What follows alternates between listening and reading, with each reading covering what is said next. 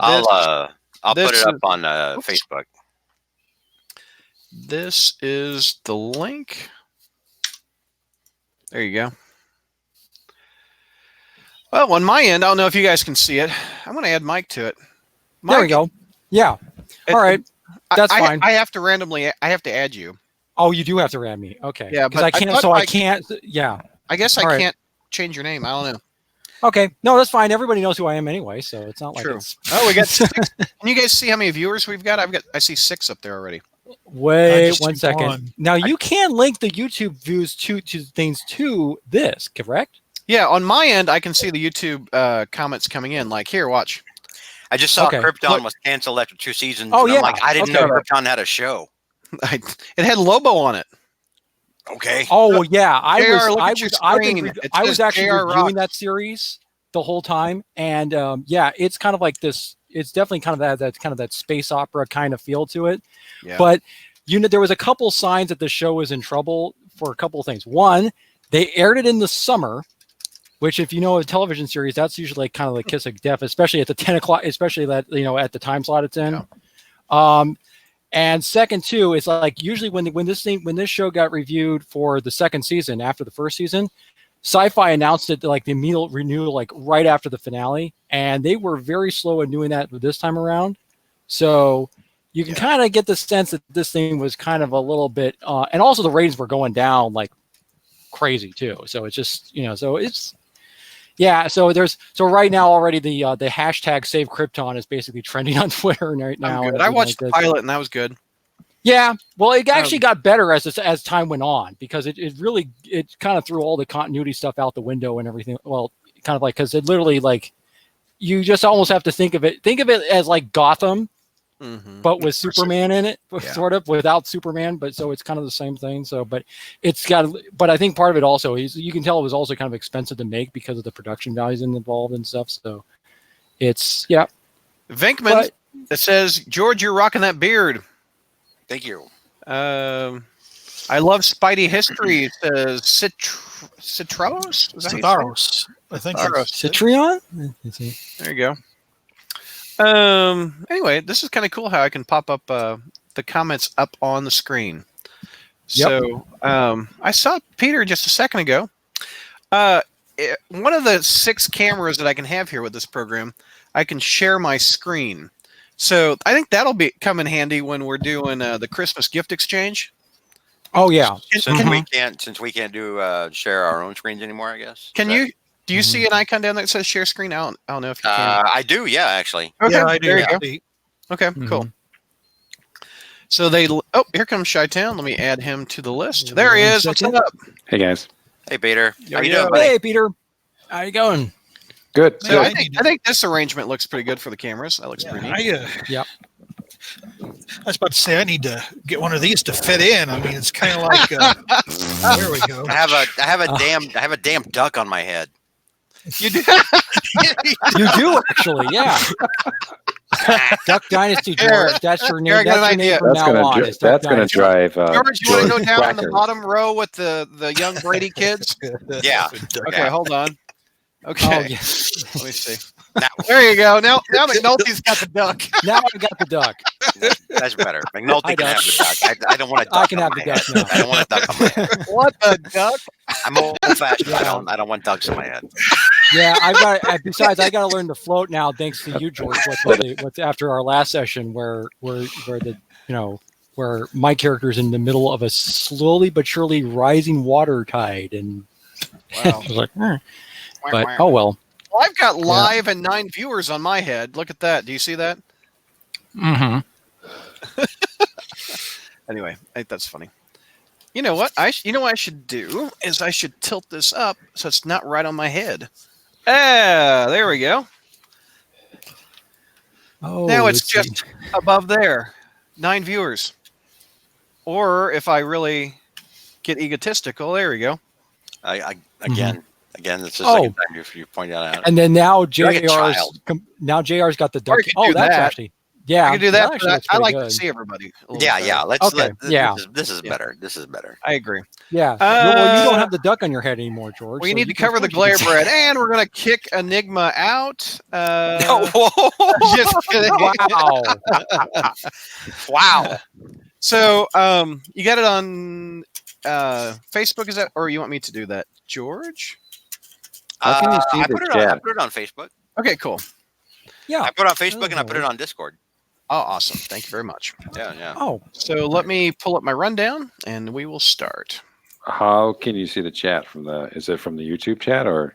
yeah. You have to go to the YouTube chat still, but the Okay. thing is, but the most recent comment does pop up on here, so you can kind of Well, see. I control yeah. that. I have the view over here on the right, so Right. I can pop it up if I like a comment. Yeah. Mwah, See? love crawl space. There you go. Yeah. Which is nice because now everybody can, Will just- Zach I be like that. joining you? Nope. Unfortunately, Zach's working tonight. Mm-hmm. I dig the new format so far, says Adam. Thank you. Yeah, it is pretty slick. Very cool. I've added a new thing. I need to still clean up my spider cave, but if you look over here on the right of my screen, I had this little Velcro ball game that I found Yeah. in my closet from the 70s. So I think that's kind of cool. It's over on the Mhm. right. I had Yep. one of those. Oh, you did? Yeah. Awesome. That was a big thing back in the day. Was those Velcro balls? Oh, I know. And I also had a Spider-Man punching bag too. I remember those. So, I just use my kids for that, though. Ouch! Oh, ouch, JR. and here come child services for JR. Here, let me add them as another camera. No. It's too late. It's too late for child services now. Both his kids are adults. Yeah, That's well, yeah. that is true. One's out of the house. Yeah. I'll have you know, Spencer just turned 18 years old. Yeah, they can't. And, They can't take away your 18-year-old. wow. On the day he was born, George announced his birth on the old Hero Realm site. I did. Oh my gosh. Oh my I'm gosh. beginning to wonder if that's a sign that we need to retire, George. I mean, Whoa! What's this wing stuff? With those Oh. alone? oh, well, that's true. You're not 50, yeah. I mean, I was young when that happened. Please. Oh, let me see if I've got any iTunes reviews. I don't think I've had any iTunes reviews since April. It's been a minute. Hmm.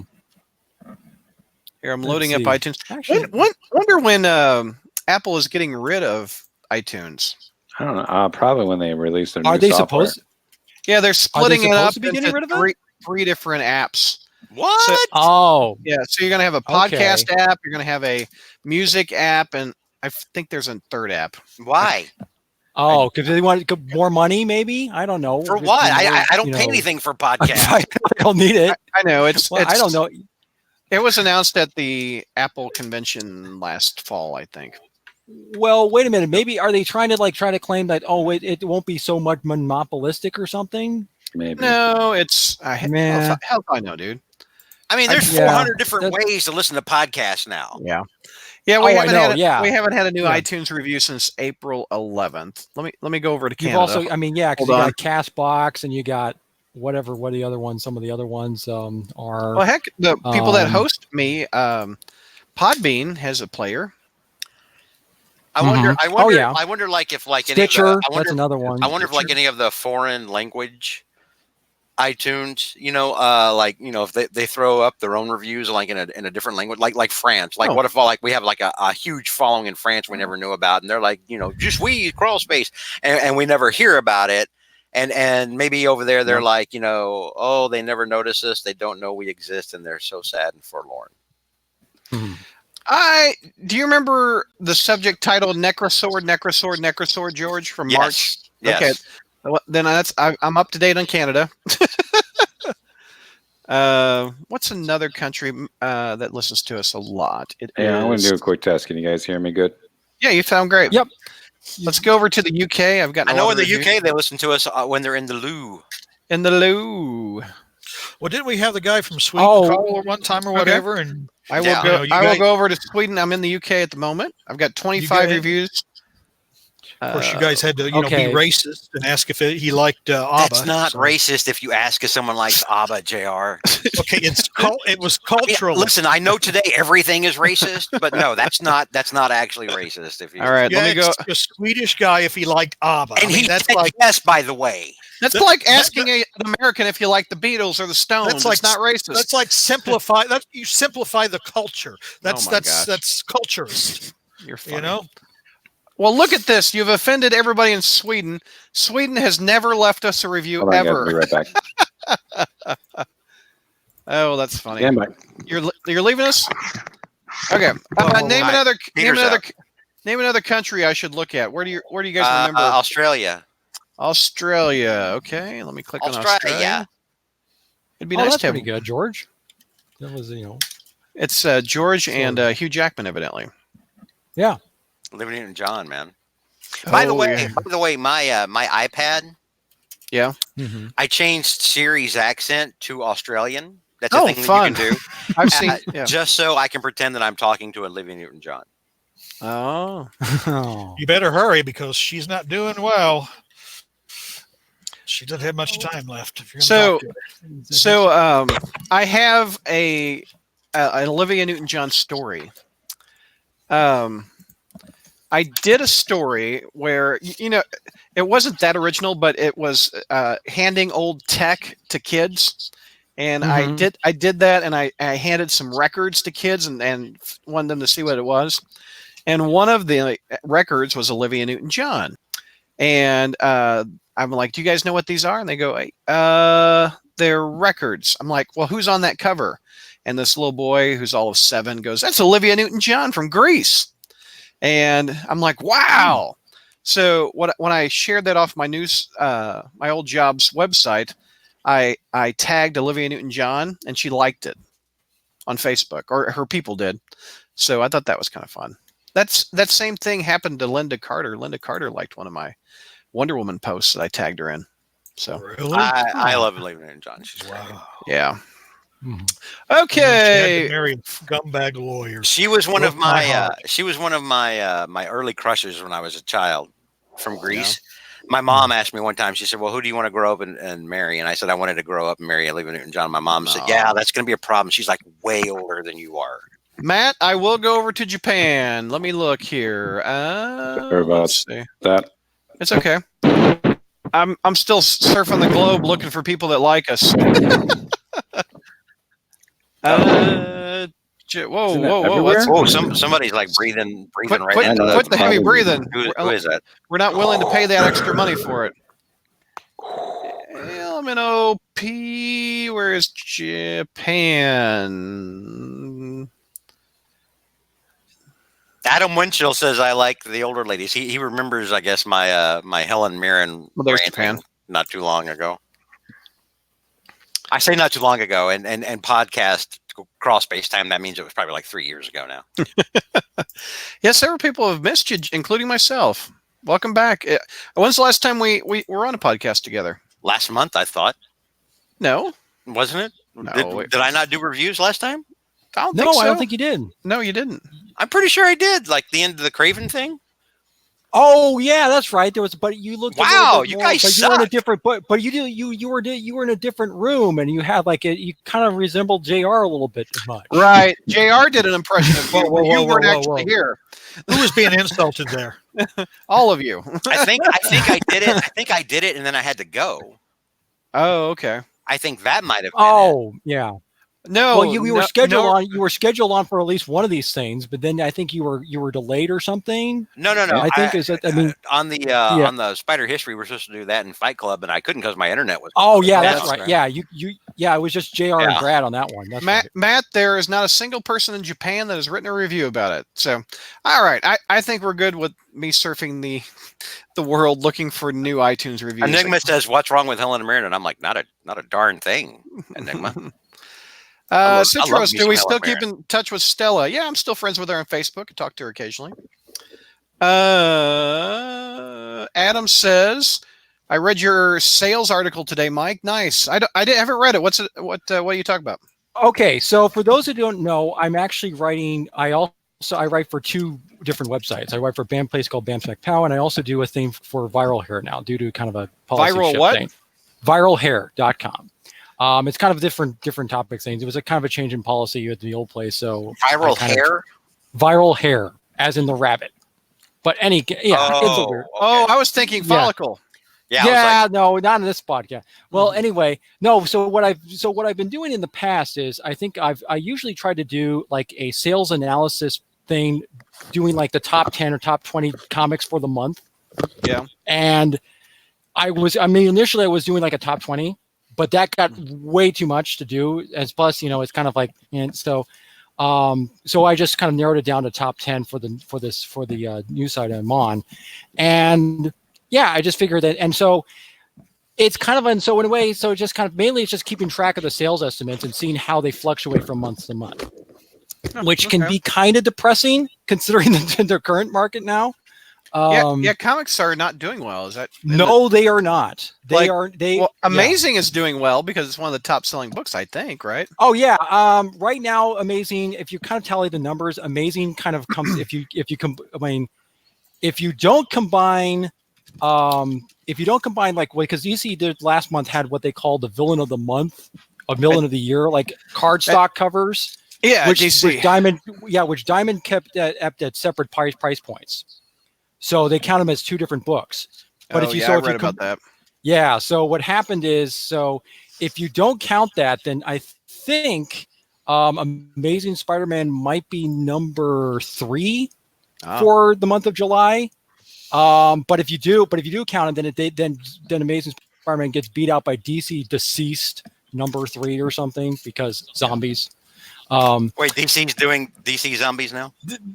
Yeah, they're doing DC Zombies. They're basically copying Marvel Zombies. Although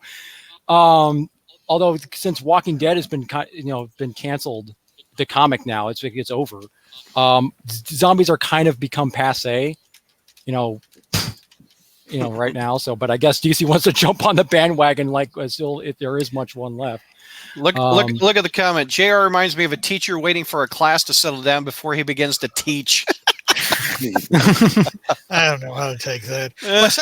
We actually have a real teacher, or actually someone who's passing himself off as a teacher here in the chat. So Hey, look, I can remove JR from the stream. No, just kidding.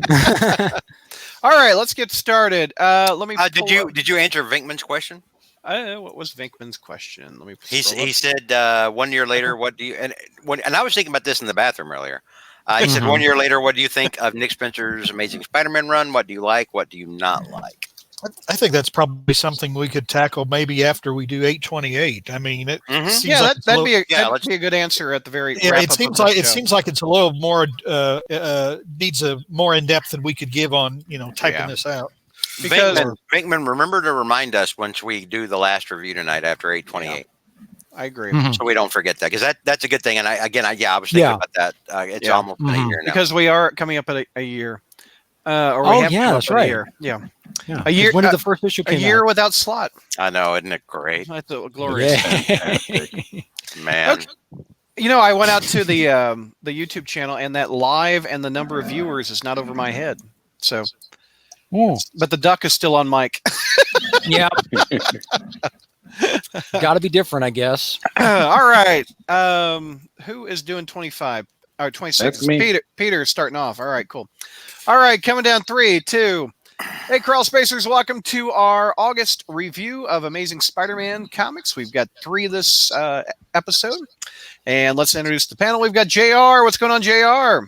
Well, I had to learn to use new technology again, Brad. So, so right now I'm very frightened, and you'll have to help me along as we make this change. This is actually way easier than the other thing. But it's different. I fear change. It's different. Yes, JR had to click on a new link. No, you don't. No, Brad, you don't get. No, Brad, you don't get to do that when we had to repeatedly teach you how to Discord. No. Yeah. No. You know how to Discord, bro? Yeah. I didn't. And we have Mike. What's going on, Mike? Well, for those of who are watching us on YouTube, quack quack. You've got the spot. This is how it's paid for. Yes, I've got StreamYard. Yes, is I got providing the logo for the sponsor here, like right above. How do I? It's do over this on here? your left shoulder. Yeah, right here. There you Yep. go. See that? That's it. Also, is anybody playing the YouTube video by chance? I'm hearing some feedback. Let me check my sites here. That voice you hear is If it Peter. is, Let's just go. mute it. Yeah. Yeah, what's going on, Peter? How are you, buddy? I am fine. I like our names on the Yes. below. So anyone who's watching, check out our names. Yeah, there you go. Also, we have George. What's going on, George? Welcome back, sir. Thank you. Hi. The fans have missed you.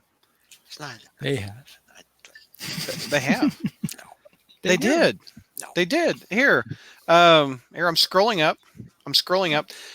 Again, for the audio listeners, I can control the YouTube comments that appear on the YouTube videos. And Matt goes, George!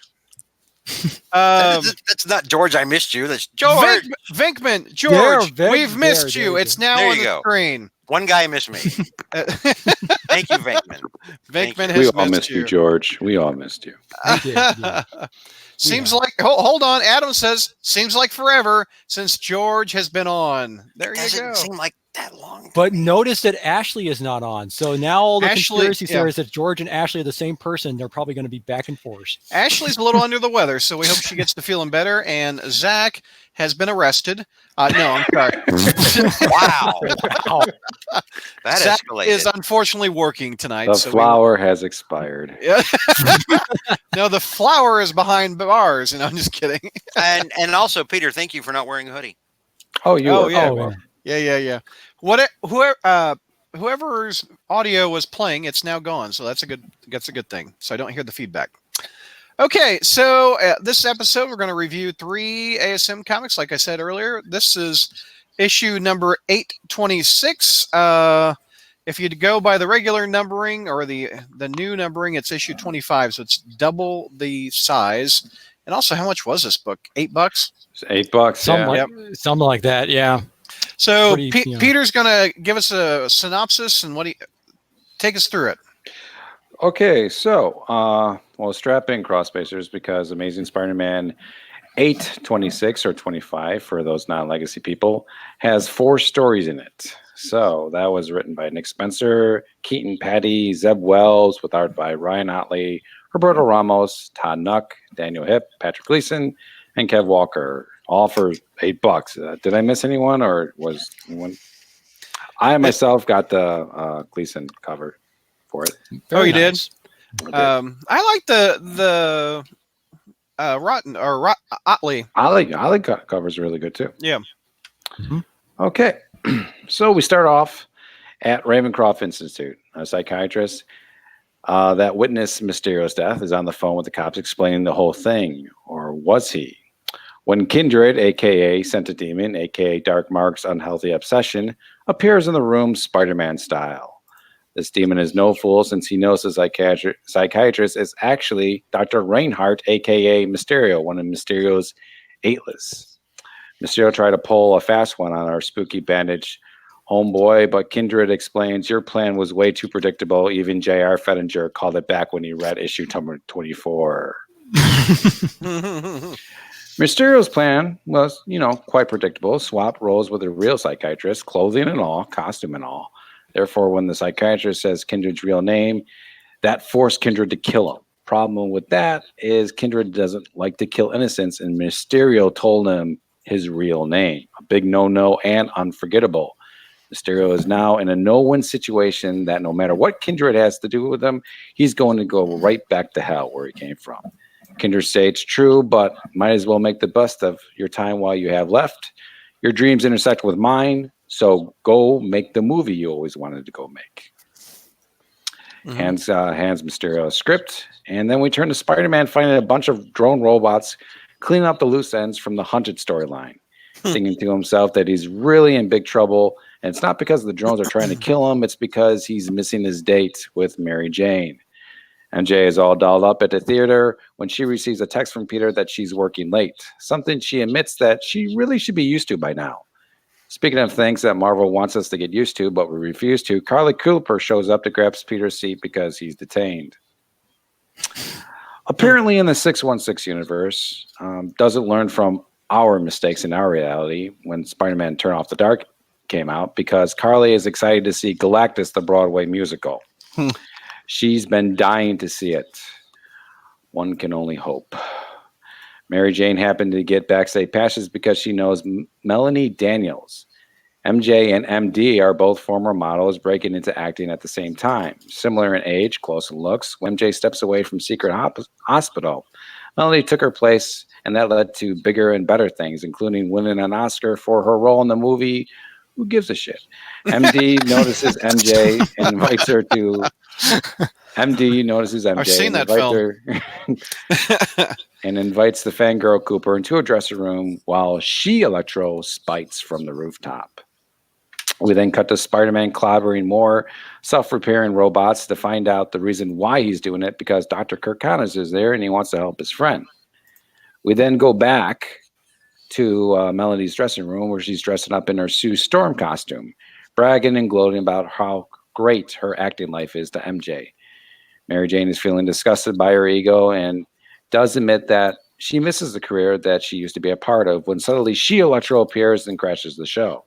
She grabs Melanie and holds the first celebrity hostage ransom on social media. Electro sets up a fund online. People are to pay in order to save Melanie's life. MJ comes with a plan to save Melanie with the help of Carly and Broadway stage manager Terry Ford. Electro sees that no one is willing to give money to save Melanie's life, realizes they all hate her as much as she does. So Electro switches it, a public execution instead of a ransom, and the money starts pouring in. I got to admit, I vouched like $5 for that. So next we catch the best panel happening in the story. I don't know if I can share my screen. Can I share my screen? Yeah, you can. Go ahead. Okay, well, I'm going to share my screen here. I will blow you up so I can see your screen. Okay. I think I know what panel this is going to be. And this is, well, you know what? Ooh, this is not working. I don't want to waste any time. Okay. We'll just leave it on. Okay. Is Carly Cooper getting zapped by Electro? That is Yeah. Yeah. I was so excited. Yeah. Okay. And then where did I leave off? Is Carly getting zapped by Electro? Okay. Carly Then we got cut zapped, to man. then we cut to Dr. Kirk Connors explaining to Spider-Man that the drones are there to protect people and keep the lizard in check. The robots are designed to detain him. Spidey's not too fond on Connors giving up on his family and friends, so he's going to help him out. Meanwhile, we go back to the theater, and the countdown is over, and Electro money is pouring in for Electro to fry Real quick. Hold on. Go ahead, JR. What are you doing? I don't know what he's doing. I'm trying to read from his Do it book. again. Doing anything. Well, I'm took a not piece of somebody paper, who like JR. picks up toys like Brad does throughout the show, and Brad or JR said I reminded him of Fred McMurray. What the hell are you doing? Look at that Because pipe he's got like this- he's Sherlock got Holmes the over pipe there. going. George. Yep. George, look at you, sir. You look like you need to be out at sea. That's cool. Actually, this that's review so is fitting of rated him, actually. R. Yep. Okay, go That is ahead. very Carly fitting of Cooper you got having a pipe, zapped. George. It's Carly actually Cooper got totally zapped. The countdown has come over, and Electro is about to fry Melody, and she asks if she has any last words. She goes on a very humble speech on why she loves acting and what it means to her, and it even shocks Electro. Get it? Shock I see what you did Mhm. there. No? Well, more dad jokes are coming, because not as shocking when Sue Storm Wiggs comes off and reveals that it was Mary Jane. Even more shocking that Electro has even a fan of MJ and is one of the main reasons why Electro wanted to kill Melanie in the first place. You see, Mary Jane knew Carly was at least good for something, so she used her as a distraction so she could get dressed in Melanie's spare costume and pull a switcheroo. All works out for enough time to have Terry Ford pour the stage water tank prop on Electro, defeating her. Police take Electro away, and the audience gives Mary Jane a standing ovation for her bravery and takes a bow. Meanwhile, Spidey is still battling robots and finally states, "Doc, do it for your kids." Connor agrees with Spidey and helps him out and gives him a new inhibitor chip installed feature with some safeguards. Connors returns home to his flower-enticed lizard family, and Spidey swings to Mary Jane, sharing a kiss and some big life decisions. Peter has finally accepted Dr. Connors' offer, and then Mary Jane's old agent calls up MJ to say that she's America's new sweetheart due to what happened at the theater, and has a perfect role for her in a new movie that, dun dun dun, Mysterio wrote. It's really Kindred who's behind the scenes, behind this whole thing, and they want to reveal his identity. He wants to reveal his identity to Peter, but there's no better way to do that than through friends. Story ends with Kindred looking at the pictures of the Spider-Verse people, and Electro is being broken out of custody by the Syndicate. That's Okay. story number 1. Story number 2 features Doc Connors. Real quick, let's get a grade for that main one, Peter. Disaster happening. Reintroducing Spider-Man 2099. Whoa. Okay. Let's do it. I gave it for the Whoa, main whoa, one. Whoa. Yeah. You were rolling really Back up a fast. little Your, bit. your internet sped up real fast. You started talking like the Micro Machine salesman, 80s Nice. reference. Mhm. What was your grade for the first one? An A. Okay, George. Yeah, an A. Okay, Mike. Yeah, I'll go. Why not? Why not? I'll give it a- Jr. I gave it a B. I'm more along the lines of Jr. I'd give it a B, maybe a B minus. Sorry, Peter. Okay. Okay, give me a recap of the next story. The next story is Peter's in class with Dr. Connors, and Dr. Connors doing a whole narration through a disaster that's happening in real time, reintroducing Spider-Man 2099 to the 616 universe. Basically, he fell through a portal, so he's there.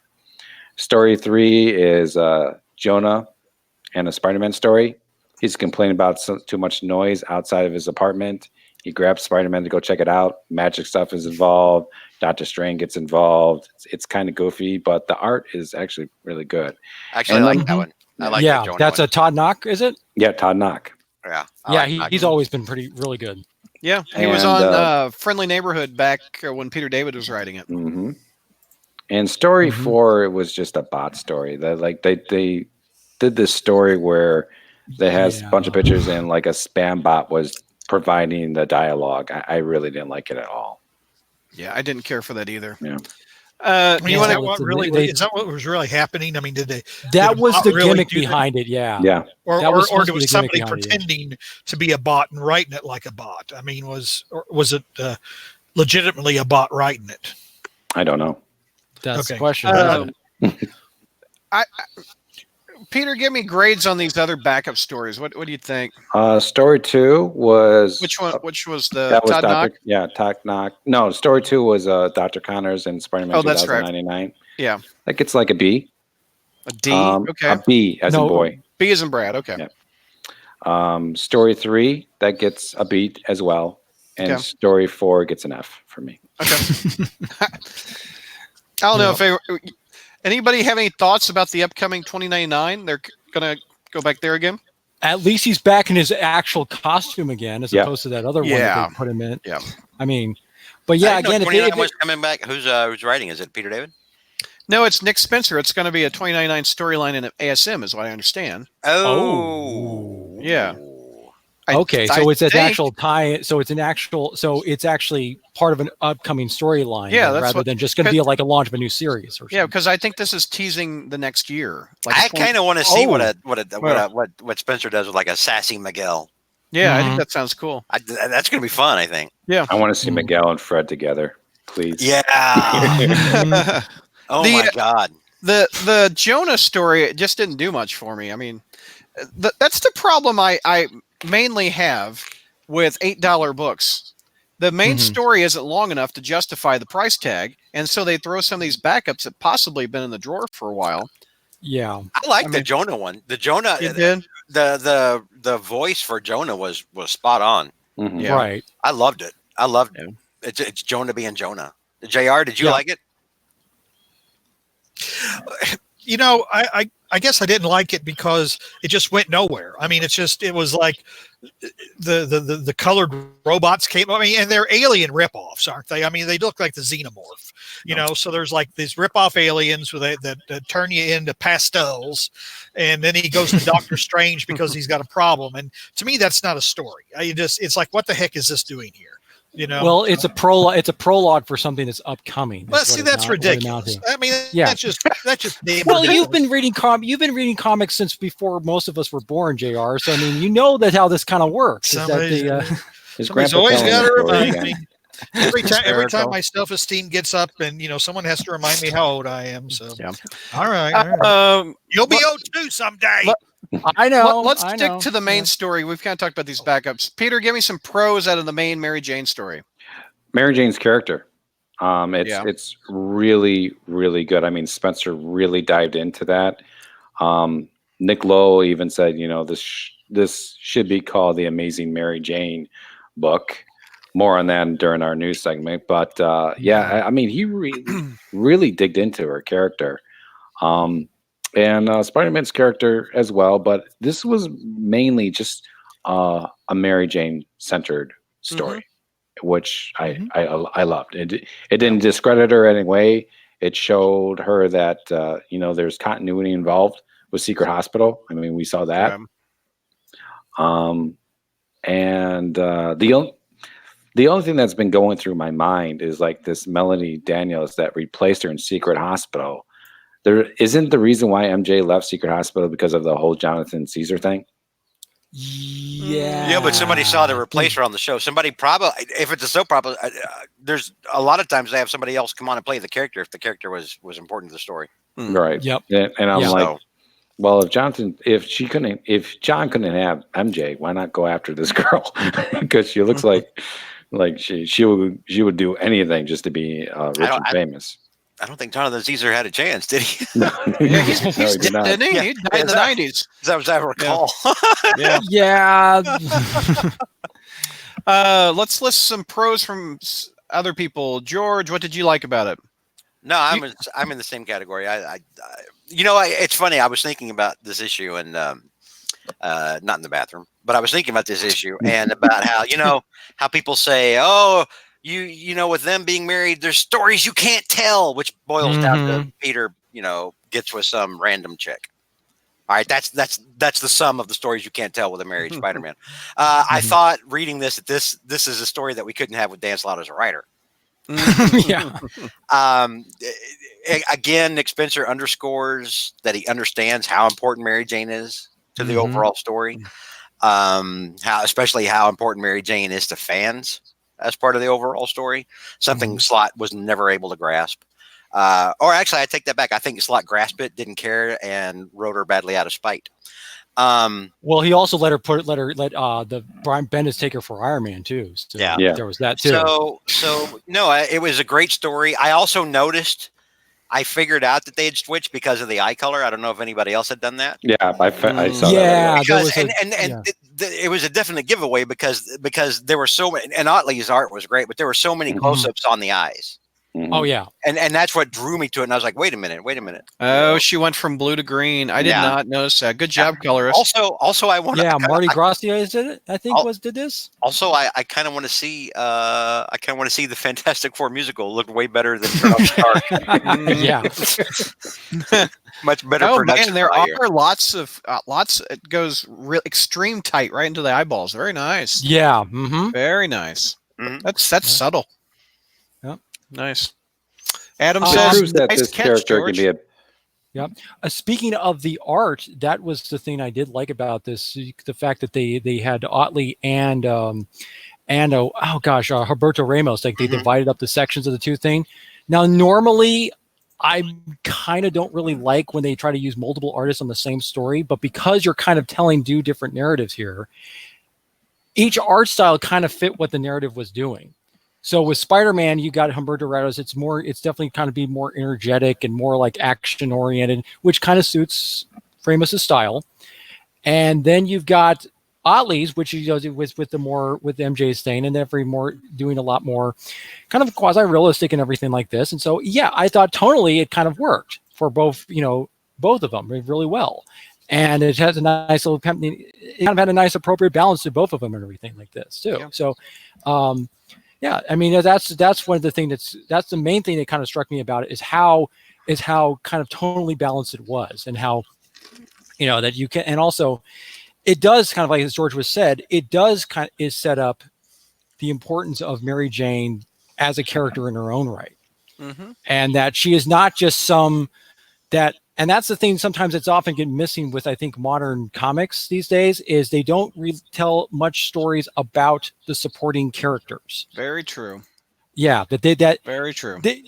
Because I mean, look, if you guys think back in like in earlier classic issues of Amazing Spider-Man, is there are stories about Aunt May, Flash, and Mary Jane and Jonah were just as much as important, if not as important as Peter's story was. They were. And yeah. And so this is kind of again, and so now, and so now ASM 259 comes to mind where it was Mary Jane's backstory. Yep. Issues like that. Yeah. JR, you gave it kind of a lower grade. You were kind of along the lines of me. Tell me a bit about. You get. Well, first of all, I'll You'll save those for cons. Giving you for that insult, but give me a couple pros if you have some. No, I do. I was actually surprised by this story. I mean, it was an okay. I mean, it was an okay story, but I was surprised about how Carly's portrayal here didn't bother me, and the female Electro didn't bother me. Because I mean, sometimes there's particularly like when they gender switch characters, it's just so painful and it's obvious and it brings absolutely nothing. But Max Dillon was kind of a straw man anyway. I mean, a lot of Spidey's B villains and C villains are, and I kind of liked this female Electro. I mean, I think she's got a personality. And I even kind of like the way that Carly was used. See the thing with Carly, I mean, which we all hated at the beginning, was because she wasn't a character. She was a plot device. That's all she was. She was a plot device. She was a forced shoehorn plot device. But MJ, in addition to Spider-Man, needing a supporting cast, MJ kind of needs one too. I mean, she needs a friend. Yep. She needs, because the thing is, it's kind of like Mike was saying, talking about the supporting cast.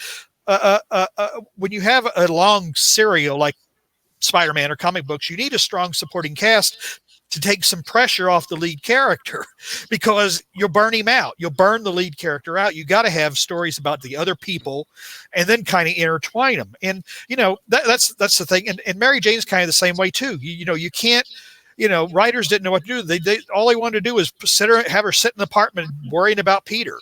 Yeah. No, she needs to have friends and a job and do things. And so I kind of like, and I mean, I liked it when, MJ said that Carly helped out and still hurts. I mean, I was amused by that. That was hilarious.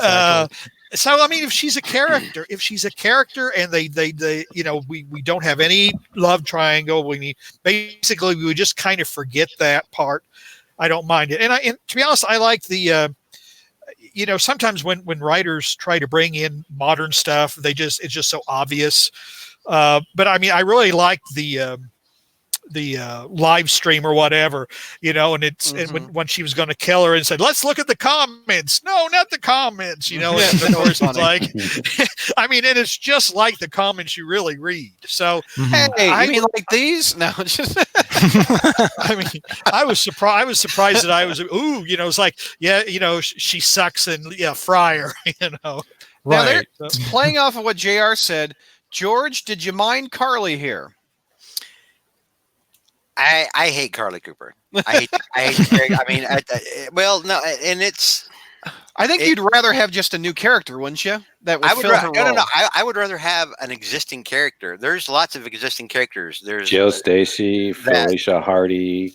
I don't need a Jill Stacy. If we could have had Felicia in here hanging out with Mary Jane, that would have been one thing.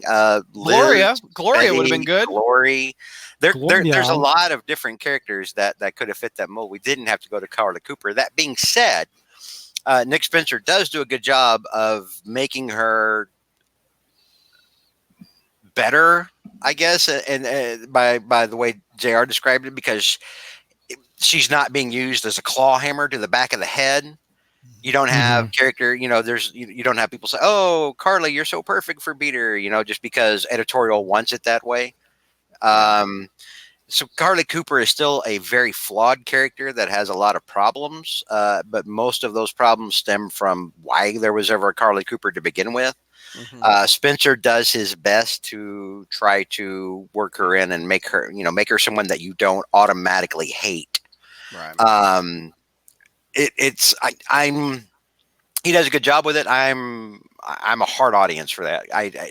He could kill her off next issue, and I'd probably have an O face.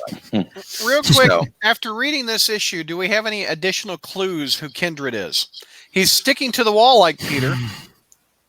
Did he? Well, do we know somebody who slit their wrist in Spider history? Yeah, that's what I'm trying to figure out too. Yeah. Well, I really don't have a clue. Well, somebody was talking about the rats coming out of his arms too. There was that was some kind of a clue. The way it was coming out. It's kind of like he's stuck. I was just thinking though that's kind of typical with like the centipede and all that. But it was like I forget what the dialogue was at the time, but we all have scars. It was like we all have scars. Yeah, and that immediately made me think that somebody who says slit their wrist. See again, that goes back to my nutty theory that this is the mind worm. Because the mind worm did that. The mind worm did that, didn't he? That's how he died, right? Did he slit his wrist? I thought he got clunked in the head by a. That's right. He got okay. That was. Oh, never mind. And then Paul Jenkins did that. Paul Jenkins, that's right. No, but I mean, it's just because I have I kind of thought I may have known this. I don't think he's a demon necessarily, but I don't. Danny D kind of racking my brain. YouTube says clearly it's Rat King, and this is the Ninja Turtles crossover we've been waiting for. Right. Hey, they crossed over with Batman. They can, Yeah. Yep. I know you now. I know you, Brad, are sticking to the idea that this is somehow the Dr. Ock husk body thing that Peter was somehow transferred into. It's either that or it's Mephisto related or something like that is my theory. But he's got arms like Ock with the centipedes, and he's sticking to a wall. So that's just kind of obvious. I don't know. And Adam says Ninja Turtles and Spider-Man. I need that in my life. I'd probably get a kick out of that if that happened. Yeah, that would probably I'd probably like that. That'd be pretty amazing. I never really got into Turtles, but I don't know. Well, but I mean, their smart assy attitude, and along with Spider-Man, this might make it really fun. If Batman and Teenage Mutant Ninja Turtles can work, so can Spider-Man and Teenage Mutant Ninja Turtles. Let's real quick get the cons. We're going to move on. Chi-Town, some cons out of you. You gave it an A. There aren't many for you. Not many. I mean, the Carly Cooper does bother me. I mean, like George was saying, there are many other friends that MJ could have taken that seat.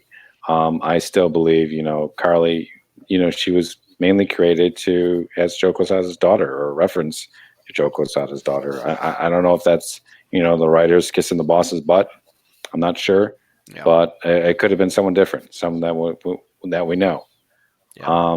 And that's really about it. The side stories, I mean, the bot story, I didn't like. I thought that's not really worth the money. JR, your cons, you were low with me. Well, yeah. Thanks for reminding me. But I'm done with Kirk Connors. I really am. I mean, to me, this character was finished when he killed his son. To me, that was the end of the character. The character story was done. Because it was always the Lizard was always, Kirk Connors was always fighting that part of himself. Trying to be a good man for his wife and son. And see, then his wife dies. And then he kills his son. And Spider-Man is very forgiving of that. And wasn't it established that the Lizard is not a separate identity, that the Lizard is Kurt's own anger and rage and manifesting itself or something? That sounds like the Hulk. Yeah. Exactly. It is pretty much. Yeah. Yeah. I mean, but wasn't that done? That wasn't that done with Connors? They're saying that, and so he killed his son. And so, Spider-Man, it's funny. Spider-Man doesn't want absolute carnage to kill Norman Osborn, and he won't kill any. I mean, again, Spider-Man doesn't kill. It's just Spider-Man, but Spider-Man won't kill anybody. But he's very forgiving. I mean, it's like he's not saying like Kurt, I understand what happened, but you have to do your time. You have to go to jail. You have to pay the penalty. There's none of that. And this is just I don't get it, to be honest. I don't get it. I don't get the fascination with Kurt Connors and the Lizard's character. And then I don't know if we're counting I didn't realize this was a B story. But the Connors speech at the end, what is that? What was that? Just more limp. Self-editing. I don't need any morality lesson. It's like too much speechifying. Yes, I know. Humanity is a flawed species. We could destroy ourselves. We have the capability, but we have the capability to do something better. Yes, I know. I watched Star Trek in the 1960s, for Christ's sake. Wow. God. So anyway, Wow. Those were JR watched Star Trek First Run. Did you? Did you? Well, yeah. The thing is to go off a little bit on JR's point and slightly devil's advocate. I mean, they're trying to skirt away from the whole Connors ate his son thing with the not Billy clone, even though they're now trying to say, well, it's got the real Billy Connors soul in it, so he's technically still alive, which I think is kind of, but that's kind of nonsense stuff. It's Spencer trying to do the best he can to try to rehabilitate somebody that had real damage done to him in the last, in the last 10 years. So, during the whole brand new verse and brain trust and all that crap. I can see where he wants to fix it. And I've always liked the Lizard. I appreciate the attempt at fixing it. It's just that fixing it is not pretty. No, it's not pretty. It's not. And it's not. I don't put that on Spencer. I just I put that on the lesser writers who were before him who screwed him up. Well, yeah, he's got 10 years of stuff to kind of clean up. Sorry, JR. Didn't mean to cut you off. Yeah. No, it was just okay, that's fine. I mean, I understand that, but it's like, but again, Spider-Man's attitude is just way too. I mean, but then again, I mean, everybody, Spider-Man should still, punch Tony Stark in the face every time he sees him, and he doesn't do that either. So, I just have a problem with this stuff. I mean, hell, in that case, Norman could be rehabilitated, right? Theoretically, if Norman does, Boomerang killed Jackpot's husband, for Christ's sake. And now, Peter is saying, well, he helped against Hydra and he's funny. So I guess I like him now. It's this is the stuff that's bothering me. Vinkman on YouTube chat says the problem with the Lizard is that he's a one-trick pony. He turns into the Lizard, causes trouble, gets cured, and then repeat. That's very true. I mean, that's what the Hulk was for the longest time. The Hulk comes out, smashes stuff, gets tired, Banner comes back out. I mean, not with Immortal Hulk. George, have you read Immortal Hulk at all, George? I'm not reading anything from Marvel other than Spider-Man right now. I would highly recommend. It's epic. I'm hearing good things about how much they've fixed a lot of other stuff that I had problems with before. I look at a lot of it, and I'm like, no, this is still wrong-headed to me. So I appreciate that they're trying to fix it, that they acknowledge that there's been a lot of problems over the last several years with the way the characters have been handled, but it's just Spider-Man at this point. I'm not reading anything else. Fair enough. If you ever want to read another book, Immortal Hulk is the best it's been since Peter David, or Paul Jenkins for that matter. Come think of it. Paul Jenkins I think Paul Jenkins had an underrated Hulk run. He really did. I would agree. I liked Jenkins Hulk. I did. Yep. Let's move on. I think we covered that issue pretty good. Let's move on to 827. George, you've got that one. It's the Superior Foes playing poker with Spider-Man. Well, that's not the issue. That's just. I know. It's just the cover. The cover lied. It's just the the cover. cover damn lied. It's a great cover, though, isn't it? It's a great cover. It's a great cover. I wish it was in the book.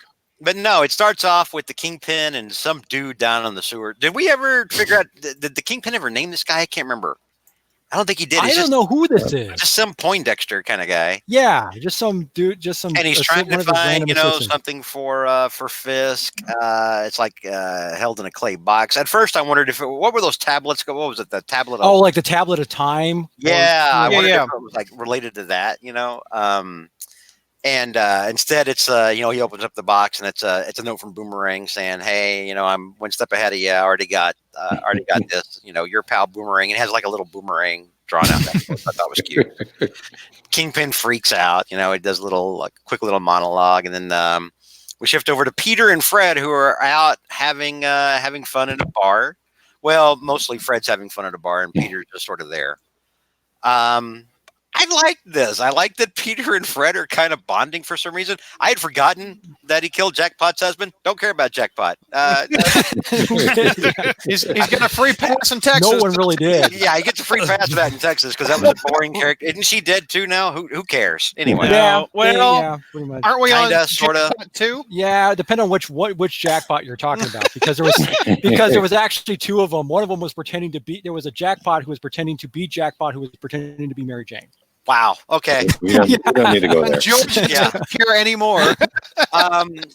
So yeah, Peter's kind of going through his, he recalling his history, with Fred and how Fred's, been actually not so bad to hang out with. He did kill Jackpot's husband. No, I'm just kidding. But no, he points.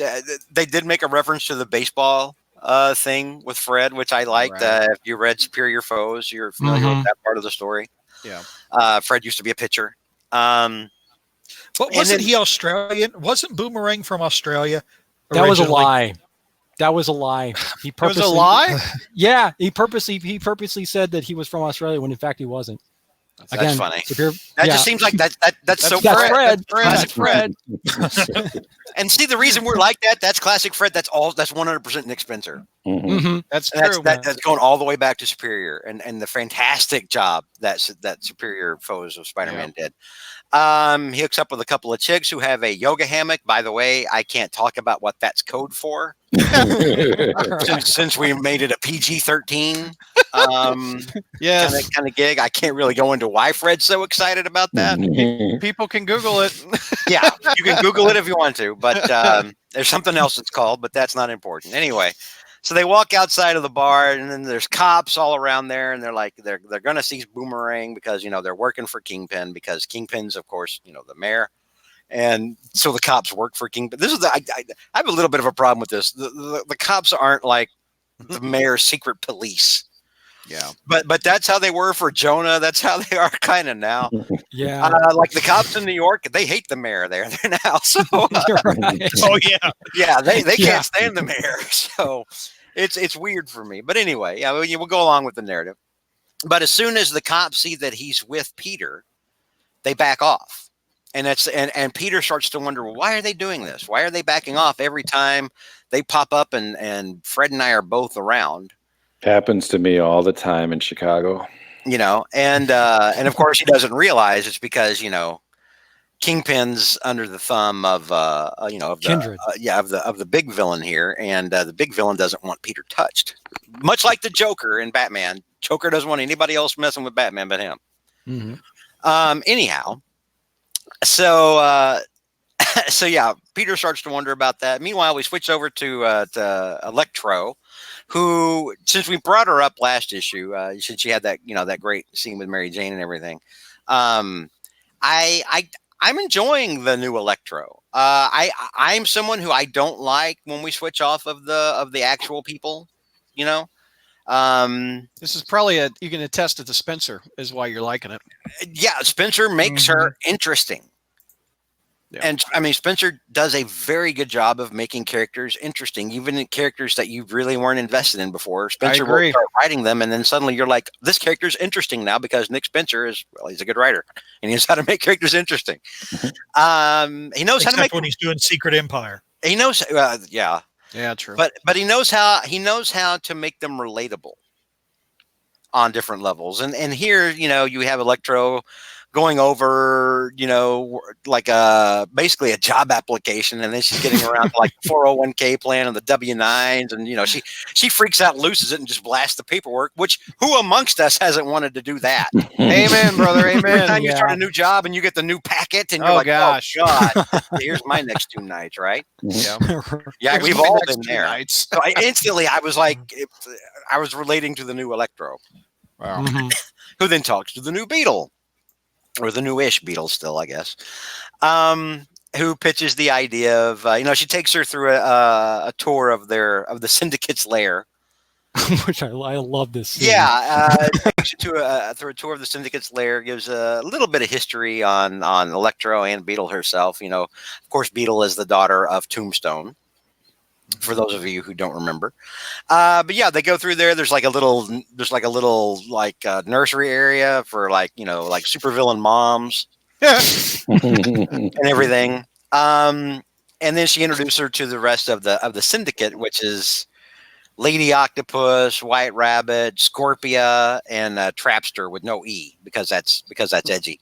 Thought that was funny. That was funny, and she's like, "I'm still thinking about the A. I'm still trying to jury's out. I'm still trying to figure out if I need vowels at all." Right. And he gives them just little quirks, like Lady Octopus is like, she starts talking about macrobiotics, which by the way is like this pseudo vegan diet where I think all you eat is like fish. It's like it's kind of pescatarian. And, they've got he makes them human. They've all got their little quirks and everything, and so they make the sales pitch to Electro. Do you want to join up with us? And at first she says no, I'll pass. And then they're like, oh, hey, by the way, we're going after Boomerang. And then Electro's like, I'm in. Whatever I got to fill out, whatever I got to do, I don't care. Why didn't you say that before? How many vegan cheeseburgers I got to eat? Let's do this. Mike, they buried the lead. Yeah. And then Beetle's like, sweet, fill out your W-9s. Because we pay our taxes here in this villain lair. Yeah. Scene shifts over to Fred or Boomerang. He's in full costume. Boomerang and Peter taking food over to Aunt May's food bank, dropping food off with some of the homeless that are out there. Randy shows up, and I like seeing Randy so much. Mm-hmm. I really do. I like that Spencer included Randy. I wish we still had Flash Thompson around for Spencer to include him. Mm-hmm. But anyway. Boomerang, is really selling the whole, hey, look, I've turned a new leaf. I got a paint roller, I got a paintbrush. I'm ready. Let's do this. Let's beautify this.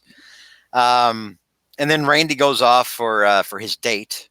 Randy has a new girlfriend. And then Aunt May Fred is winning over Aunt May very, very, very quickly. Mm-hmm. Aunt May is just all about Fred. Fred is like Eddie Haskell, but like fun, right? From Leave It to Beaver. And meanwhile, Peter Spider Sense goes off. He grabs Aunt May right before the wall explodes, and then Boomerang's like looking around in shock. Looking for Peter. Like he actually likes. I do think this Boomerang. Everything's a con. Mm-hmm. Yeah. But at the same time, I do legitimately think he likes Peter. I think he personally does like him. Doesn't mean he won't sell him out. No, absolutely not. But no. I think he legitimately does like him. And then there's the Syndicate, coming for Fred to get him for the Kingpin. End of the issue. A+. I enjoyed the hell out of this. Ooh, really? I had a lot of fun with this one. I did. Okay, let's go around the horn. We got one A+, which is I don't remember an A+ out of George in a long time. That's awesome. I've given A+ to Spencer stuff before. Not as many F's as you've given. I haven't given anything. I haven't given anything lower, I think, than a B to Spencer. I know. I'm not talking about Spencer though. Yeah, I haven't given an F since Slot was around. So it's been almost a year, kids. Chi-Town, what do you give this issue? I give it an A. Okay, Mike. Almost an A. It's kind of more closer to B+, but sorry, George. Okay. JR. I got to give it on around a B-, I think. B-, D for artwork. Did not like the artwork at all. I really miss Otley. That's kind of what dropped it down for me, actually. Yeah. So great though. Yeah, the writing and the W9 is great. I want more. I don't think Spider-Man appears in this book, does he? Yeah. No. No. This issue. No. Only I think in flashback. Yeah. Yeah. That takes it down for me too. I want Spider-Man in my Amazing Spider-Man book. George, let me hear some prose out of you. I liked it. It's Fred. Yeah. At this point, It if they did a Boomerang ongoing, I would buy it. I would buy it along with this. I would. As long as Oh, yeah. Spencer's writing it. I really would. Well, yeah, it needs to be Spencer. I don't think anyone else can really capture Fred the way Spencer does. Danny D in Yeah. YouTube chat says, this issue kind of made me hope Spencer returns to the Straczynski status quo of Aunt May knowing Peter's Spider-Man again. I'd love to see how he writes that dynamic. Mhm. So I that's would kinda, too, especially because that's one of those things again that should never have been undone. Yep. Because there was. I'm sorry. Go ahead, Jr. No, I was just going to say I think she knows. But Yeah. go ahead. But no, it's another one of those things that should not have been undone. Yeah. You always talk about the story potential of this, story potential of that. We lost the story potential of that. We only had it around for 2 years something like that. before yeah. it was undone. Mm-hmm. So I wouldn't mind. I mean, we're in an age now where Jonah knows. Yeah. Yeah. I mean, it doesn't make any sense that Aunt May doesn't know. So if Mhm. Spencer gets around to that again, I just more praise to heap on Spencer because everything else has been great so far. Real quick, George, you forgot something that was on the letters pages. Oh yeah. I didn't look at the letters pages. I'm sorry. This guy down. Peter, Nice job, Peter, what, Peter. Peter, what was in the letters dude. pages by? My letter got printed. Oh, hey. Yeah, there you go. Fourth time, by the way. This is how many Isn't it? times? Yeah, 4 times. This is fourth time in the Spider-Man history and 3 times during Spencer's run. Nice. Nice. Is this You're going to the be working for Marvel one of these days. I mean, Yeah, probably. didn't Is old this- letter writers used to wind up getting jobs for Marvel? George R. Yep. Martin used to write into Marvel. Mhm. So Mhm. I like what Nick Lowe says. You again, Norbert? I think I'm that's. gonna keep on writing letters just so they can print it. So Yeah, I can I love out it. Dark Mark. I think you are continuity at this point. So I hope so. Yep. Be careful. You might be actually become a supporting character in this book. And as we That's know what I'm soon. trying to. I want to be a supporting character in Amazing Mary Jane comic when that comes out. And you know, and you real quick, we should mention this again. And I guess we can probably go into it more, but kudos to Nick Lowe. Oh, Really, yeah. for I mean, just helping Spencer turn everything around. I've had so much respect for Lowe over the last year, yeah. which I didn't think, I Was would get possible? to a point. Yeah. So, hats off to him as well. He's doing a great job also. Ryan Reed says, "Is Peter getting a punch card every time he gets a letter published?" I think that's kind of funny. Let's do cons. George, cons out of you. I don't think you have many. And that one, I What like about, the artwork. What about that artwork? That is I a like big the artwork. That's a big con for me. I don't like that artwork at all. Do you see Peter's hair? I didn't have a Yeah, problem I with the like artwork. The only Yeah. problem I really had with the artwork is it kind of made Peter, who's supposed to be like in his 20s. I know people, that's official what he is, but you can kind of see a little bit more like he's got more of the wrinkles and the lines there a little bit. He kind of looks like twice his age. So it's kind of one of those, I don't know. It's just one of those things where, I mean, stylistically it's definitely different and everything, but I do think since this was more of a talky issue, it's not like you have to it's fine. I mean, it's No, Yeah. it is not. It doesn't look a thing not- like Peter at all. I no, don't I think mean, so. I do think it was a little bit, it's kind of weird that And wait until we get the next issue. It doesn't look like Spider-Man either. It's one of the ugliest Spider-Man I've ever seen. Honestly. Now, see, I didn't have a problem with the next issue either. I like the artwork there too. It wasn't. I mean, I can't think of anything that didn't look like Spider-Man to me. Like Cameron Coley, who drew Spider-Man with that old man pelvis. Remember, like Spider-Man with those wide hips, like he was wearing an adult diaper or something. right. We'll get to the next issue, but that splash page when Spider-Man appears, it's ugly, man. It's really ugly. I didn't like it at all. JR, you're again agreeing with me. You're giving it B minuses. What's your problem with the issue? Well, there are probably things that nobody else will understand or whatever. But one, well, actually, before you guys ruined it, I was going to say because they print letters from a bunch of losers, but you guys already, intercepted that one before. But no, jealous to much? Be honest, to be honest, I think that's a yes, Peter. Got him. To be honest, Yeah, you and Dark Mark ought to start a club. to be honest, it's funny though. I mean, we're the ones with adult kids. Beyond the whole Boomerang Kill Jackpot's husband, getting off that, I'm surprised that Peter's having such a good time because Fred's really obnoxious, and that's his character. I understand that. That's fine, but it's just that Peter's warming up to him, and it's like I don't think Peter has had what do you think of who's Peter's friends have been? Harry. Flash. I mean, Flash wasn't this obnoxious. No, but he was obnoxious, JR. That's true. He But was. not obnoxious. He was not. He was obnoxious. I mean, yeah, but this is just unrelenting from Fred, and it's like just the Peter Parker that we've grown up with all these years. Just I think he would have a really short fuse, but then he has put up with Johnny Storm, hasn't he? So another thing that's about. So anyway, Adam Winchell brings up a good point, real quick, Jerry. He said Fred's obnoxious but fun. That's exactly the yeah. Like I said, just knowing Peter, though, it just seems that he would have a really he would have a limited amount of tolerance for that. But everybody's enjoying the issue, so I'm not going to harp on that much. You know what? And I'm not so sure I'm up with the Aunt May having cancer thing. No.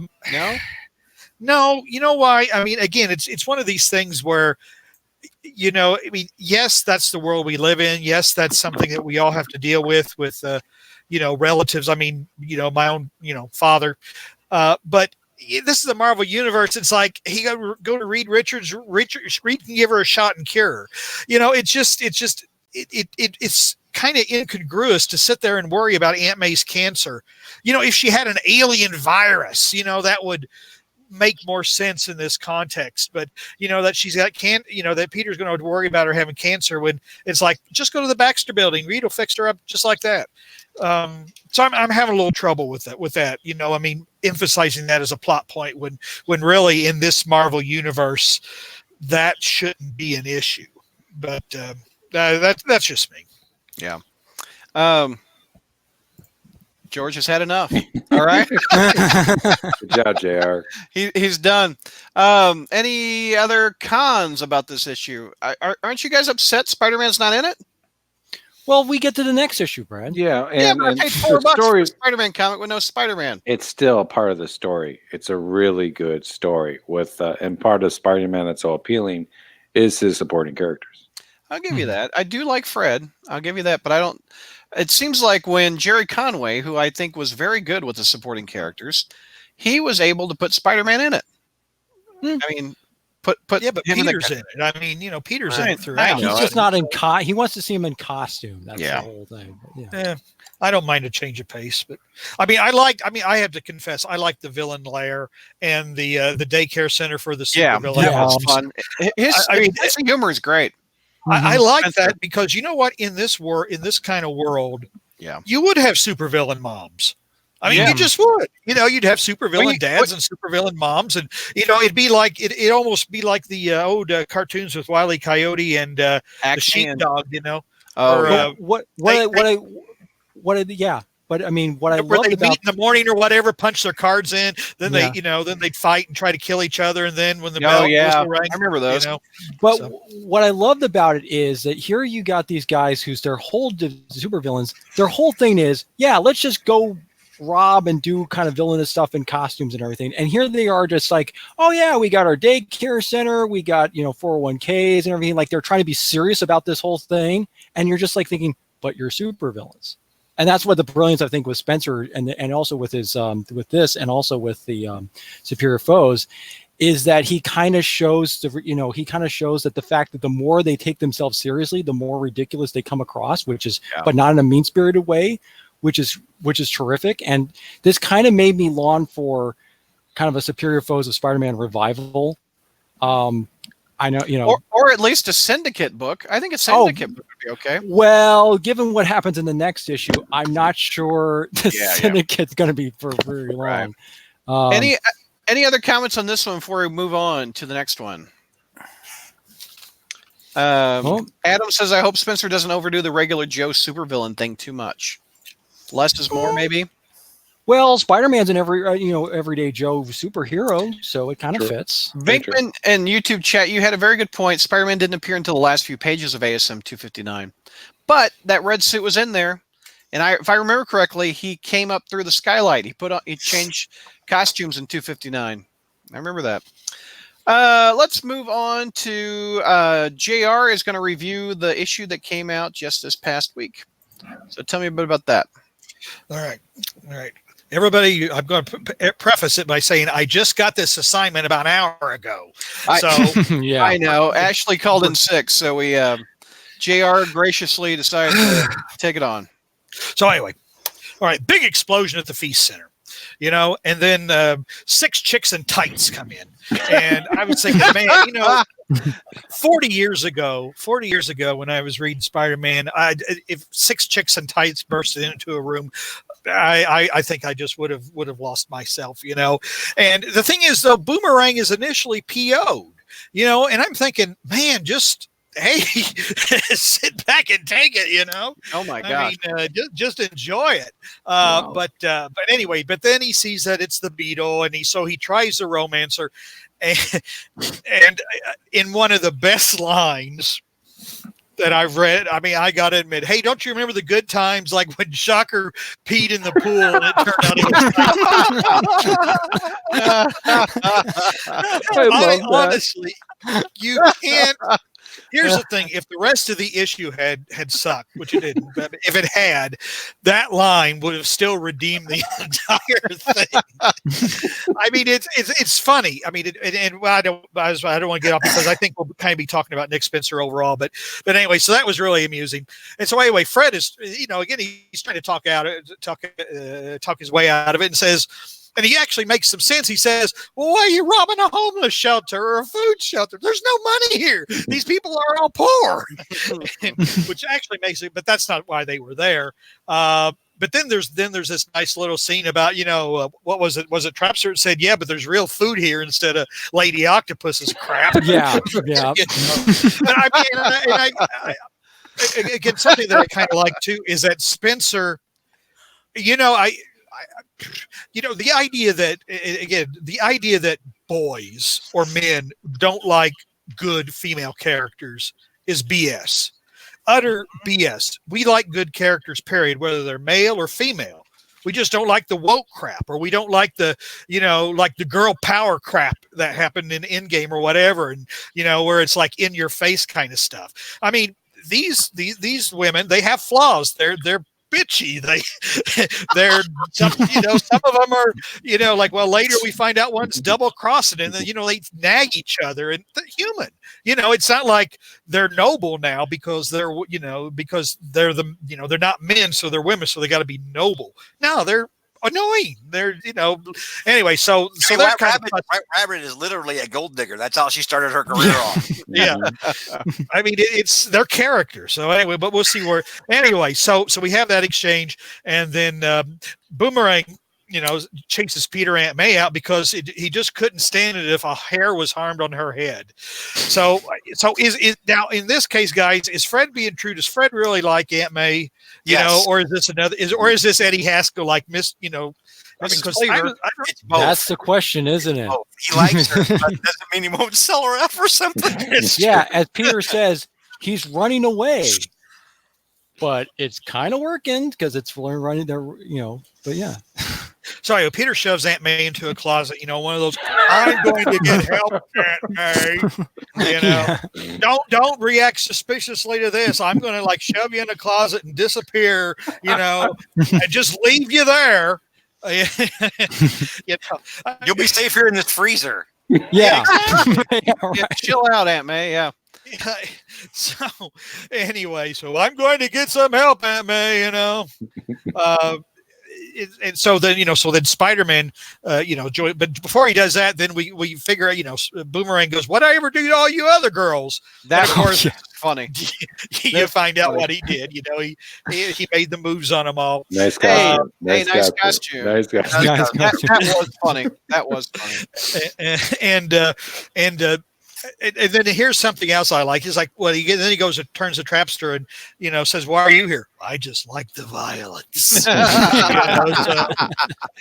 Again, no, I hate to.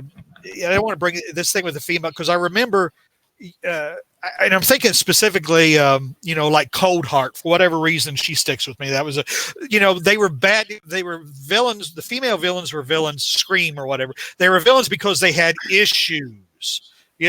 Female issues, and because their men did them wrong. I mean, these girls are bad guys. They're bad guys. I like this reaction to her too when she said that. Yeah. Mhm. Yeah. And she loves violence. She doesn't have any issues with her dad. She wasn't raped as she likes violence. She's a bad person. Yeah, exactly. So Spidey comes in. There's a big fight. Hold on. And This is the scene that I hate. That scene right there. Look at that art. Oh, can't stand that. That's ugly. Sorry. Okay. Go to the next page though, because I think this is the page that I actually like. I don't have it up, but Oh, you don't? okay. But anyway, it's the one where where Spider-Man pops Lady Octopus, and Spittle comes out. But it's like, hey, you want to play with her, you want to run with the big dogs, None of this. Oh, I hate to hit a woman. You want to run with the big dogs, you're going to get popped, and so he pops her. There you go. That's what you're talking about, right there. There we go. Yeah, The big punch. Yep. I just thought that was. I just like that. I guess I don't know. Maybe there's some kind. Maybe it's maybe subconsciously I wish I could do the same thing. All well, Anyway, Spidey, by the way, is saying, "Oh, I endorse what you're doing, but not really because you're bad, but sort of because you're women." That whole thing. So anyway, Boomerang is great. He wants to have a team. But I mean, he's in fact, it reminds me of Lex Luthor's reaction in Superman 2. Superman, thank God, and then oh no, get him.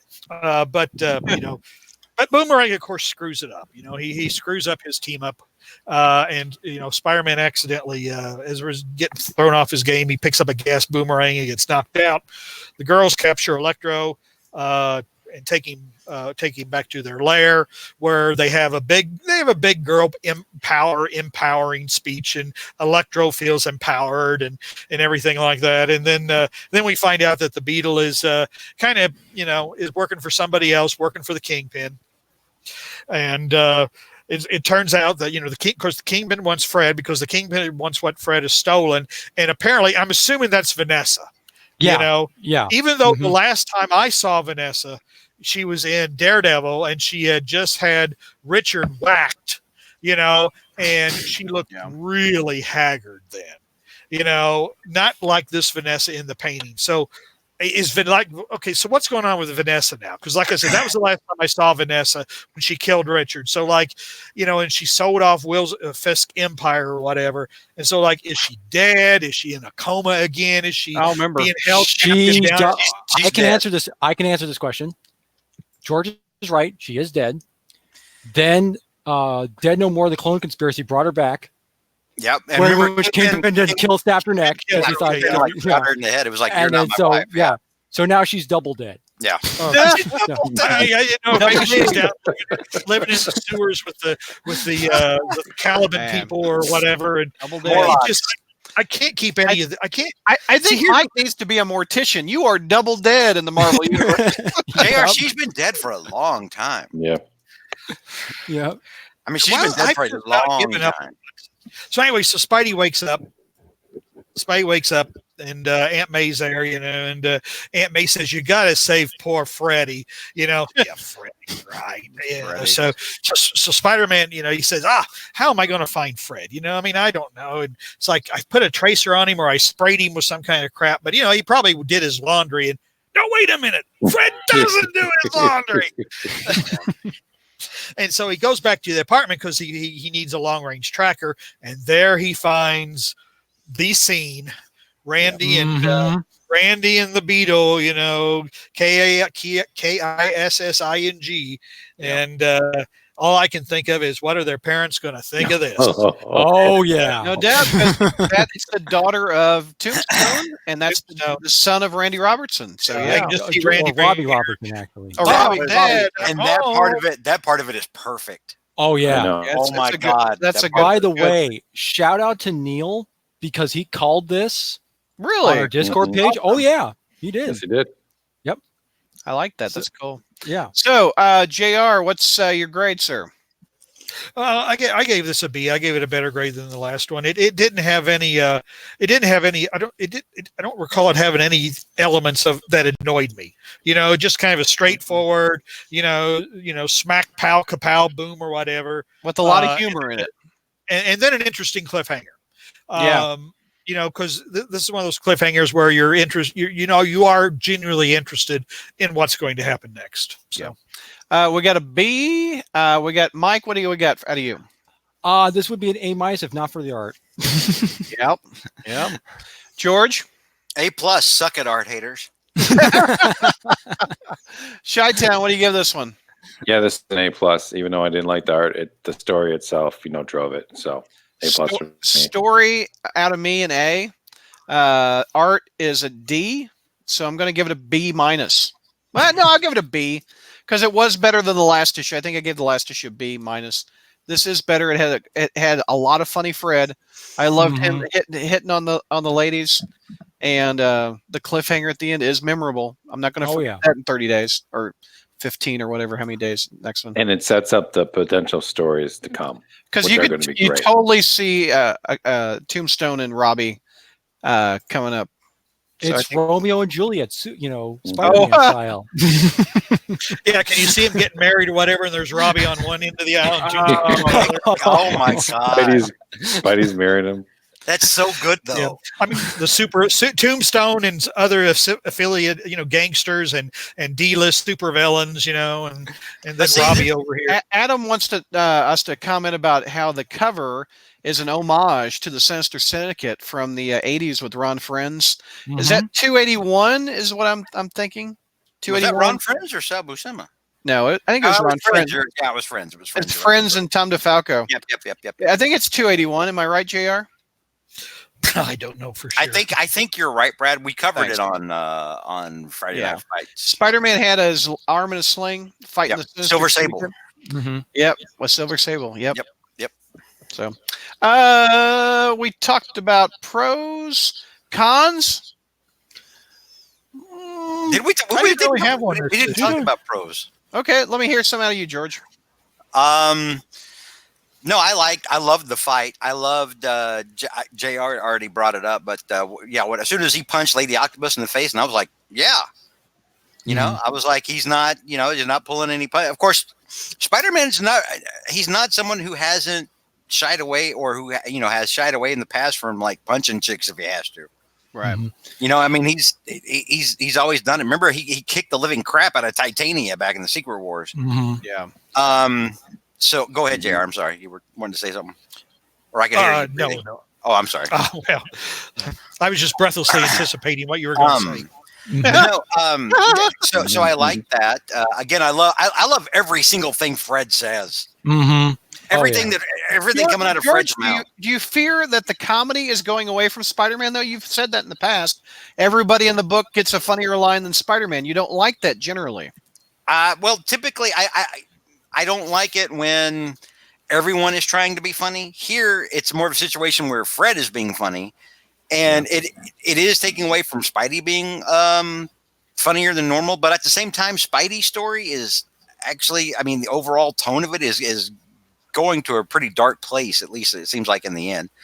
Well, So- the other thing is too is occasionally you do. I mean, Fred being Fred, it's kind of hard for Spider-Man to kind of try to be more funny than Fred. Something. So it's ideally having Spider-Man as the straight man to Fred totally works. Yeah, I think it's more of a situation where Spider-Man right now is almost more like a babysitter. Mm-hmm. Yeah. Yeah. The other thing is too, one of the big ironies of this thing is that the Beetle, for all of her hatred of Fred, she's kind of adopted a lot of his quirks, if you notice, because she's giving this whole like girl power kind of speech to her minions and everything, when in fact, she's actually working for a guy, the Kingpin, and she's also in a relationship with somebody else and everything, where she's been giving this speech about, oh, you don't need men to be, to have your life complete. Well, and that's what, but yeah, no, but I mean, absolutely love the last page of this cliffhanger and all the implications involved that's going to and we were talking earlier with the last issue or the issue before last about how the supporting cast is so important. Here it really underscores why. Here's a major thing that just happened, that also branches off into two other big characters in Spider-Man history. It combines what I like is where Peter's personal life interacts with his spider life. That's some of the best parts. And this is totally an example of that happening. What I really like is that so much of Spencer's run is going back to things that were awesome before, like in the 80s and early 90s, and building on top of those in an organic way. He's done a really, really good job on that. Seeing, Syndicate stuff, gets me excited. I like the Sinister Syndicate back in the day. Yeah. If it wasn't for the Sinister Syndicate, we wouldn't have had the Superior Foes later on. True. So yeah, it seems like Spencer just liked a lot of the same stuff that a lot of us liked back in the day. Any other pros before we move on that we haven't mentioned? Okay, we want to make sure we get to Vinkman's question. Yep, I'll put that up in a minute after we get through cons. What's con out of you, JR? I was trying to think. I really don't have any cons that I can think of. I mean, it was the art. Do you like the art? I didn't. I've given up on the art. I've given up on the art. I mean, I just know what I guess nobody's going to draw like John Romita or Ross Andrew anymore. I mean, so I guess I'm just becoming numb to how bad the art is getting, in my opinion. You don't like Otley stuff? What is this again? I have to agree. What's this stuff with Peter's hair? I mean, what the heck is that? It's ridiculous. Here's the thing: if this is what the show is nitpicking. Yeah, no kidding. Right. That is a testament to how good the story is. That's true. That's true. Yeah. I mean, I just don't. I mean, again, like I said, I'm one of the worst persons to comment on art, to be honest, because, like I said, I can't draw a straight line with a straight edge. But I don't like anything remotely experimental. I like. I don't like exaggerated limbs. I don't like, bodies moving in ways that they can't possibly move. And I don't, grossly exaggerated features. And I just don't. I mean, just give it to me straight. Give me straight vanilla art. Give it to me, baby. I will say this, though. There's a slight little Easter egg in one of the panels where Spider-Man is punching Scorpia. The way he's punching him is how Ditko used to draw some of Spider-Man's punches. When the panel where he punches Lady Octopus made me think of Ditko. Yeah, it did. Oh. But the way he's positioned and everything like that. Yeah, that's why it reminds me of some punches he delivered. Remember the first Amazing Annual, where each time he faced off with a villain or whatever, it was like one page. That's actually what that panel reminded me of. So you're talking about this panel, this punch that they're throwing right there. No, the preview. No. Annual number 1, where everyone's like a splash page, and they take some out. Exactly. Oh, you're talking. Oh, I see what you're talking about. So that's what the Lady Octopus one kind of reminded me of. I do have one con. That one. Yes, that's what you're talking about. Okay, got it. Yeah. I do have one con. Okay, go ahead. And again, I know this is going bad. This is not, a common thing, but why didn't Spider-Man Spider-Sense go off when he held the gas ring? I think it's because Fred threw it. Yeah, but I think that's why. Yeah, I know, but I know the Spider-Sense is kind of inconsistent thing, but it just, still it would kind of be perceived as a threat, though. That's the thing. I mean, he did catch it, and so it doesn't tell what the threat actually is. To me, that wasn't egregious because it's a nitpick. It was coming from somebody he was fighting with, not against. True. And it's just a minor nitpick of something like that. It's not. It doesn't. But yeah. But it's also interesting how they also like the line with Beatles, like no, we don't do free ones. We just kind of we just we're under contract. We're just doing this is more efficient. Any other cons before we get to Venkman's question to us? We should have seen a flashback of Shocker peeing in the pool. That was actually With Hydro Man in it. Don't forget that's That the could big be a point. one-shot. That's the point. I think that's one where we can let our imagination take us. No, there. Shotgun, that should have been in issue 25 of those backups. yeah. That should have been there. I would have much rather read that one. Like you can even have a Caddyshack scene where Milky Way is floating or whatever. It made me think back to when to Superior Foes when like Shocker and Hydro Man were living together and they had Silvermane's head. Oh yeah. Oh my God, that was so awesome. Although Hydro Man managed to escape. Yeah, That's funny. Okay, so Venkman has a question for us. We're coming up on the 1 year anniversary of Nick Spencer taking over Spider-Man, and Venkman says on YouTube chat, 1 year later, what do you think of Nick Spencer's ASM run so far? What did you like? What did you not like? We'll start with Peter. Characterization within all the characters: Spider-Man, Mary Jane, Aunt May, the villains. And how Spencer has taken the last 10 years of the things we didn't like, addressing them and fixing them in a way that we could agree on. He's making the reader actually like the book. Yeah, I agree. George, what did you like? What did you not like? There hasn't been much that I haven't liked. I haven't liked, and we touched on it earlier. I don't like Carly being back here. There's so many other characters. Spider-Man has such a rich history. There's so many other female characters from the supporting cast we could pull in aside from Carly, unless Spencer's queuing up, getting ready to kill Carly. In which case, okay, but there hasn't been much that I haven't liked. I completely trust Spencer. It makes me think a year ago when I was looking at JR and saying, JR, take my hand. Your Kirby hand. Take my Kirby hand and come with me and let's do this. Let's give it a shot. And I did, and I've really enjoyed it. I never thought all through the morass, through the swamp that was the Brain Trust, that was Brand New Verse, through the decade of just horrible characterization and writing for plot instead of writing for character that Slott and made us endure. Yeah. I never, ever thought the book was going to be this good again. Mm-hmm. That's nice. I did not ever think that. And so that's all a credit to Nick Spencer. Spencer turned out to be the writer that we needed and deserved after 10 years of being force fed that garbage. So I'm still ecstatic. I am just over the moon with how things have turned out. The book is fun. It is readable again. Yeah. Things make sense. Fred is hysterical. I've enjoyed everything about this, and above everything else, I've enjoyed Peter and Mary Jane. Oh yeah, so much, so much, and that was so sorely missed. It was very sorely missed. So kudos to Spencer, and real big kudos also to Nick Lowe. The both of them, and Ryan Otley. Ryan Otley. Otley's work has been fantastic. Yeah. I haven't had a problem with any of the art. I've liked. I remember when we first started, and there were some people who, I don't want to say had an issue, but with they questioned the way like he drew Mary Jane sometimes, and I didn't. It's just another style.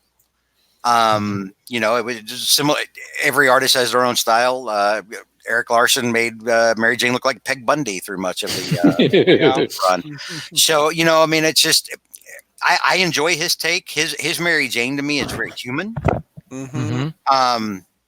Something, and that's something that I've enjoyed. Which makes me think back to somebody earlier in the chat said something about, how,